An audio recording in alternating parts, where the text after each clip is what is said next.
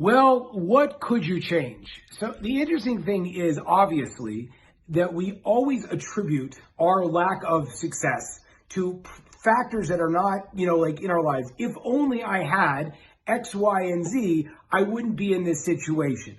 Now, that's very convenient. A, it's true, so you can totally get away with that one, but also it's completely irrelevant because the situation isn't there and you still want the end goal. So then the question has to become much more compelling. Now, again, we don't want compelling answers. Compelling answers because absolutely that necessitates and more or less obligates us to change and actually do stuff. So it's like, I wish I had better genes where I process fat faster. And it's like, well, great. So you're still eating a brownie. So yeah, you might want that, but you don't have that. But if you stopped eating that brownie, it might help you not put on the weight. But then you have to say, but I don't know if I want to stop eating the brownie. It's like, okay, great. Well, do you have that free will? And it's like, well, I do have that free will. So it's like, great. So you have the ability, you do have something that could work. And the interesting thing is, if I would ask you, would you rather have free will or would you rather have better genes? Most everyone would say they'd rather have free will. Why?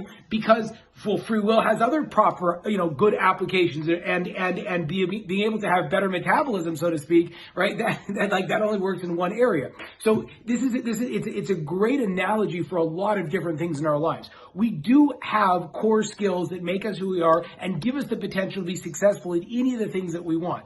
And we also have things that we don't have, which we like to attribute our lack of success to.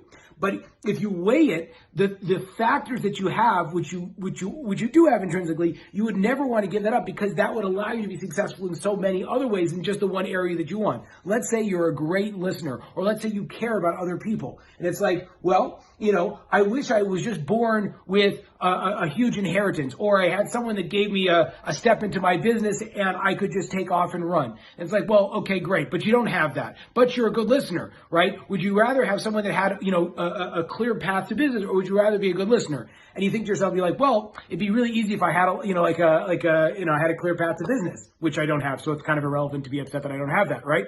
But the fact that you're a listener might make you good in business, but it'll probably also make you good in relationships, and it might also make you a good parent. So the point is, if you look at the things that you intrinsically have, that's going to satiate and satisfy potentially 2 or 3 more categories that matter in your life than that just one thing which you think that you do have, but you would rather have other situations that would make it easier.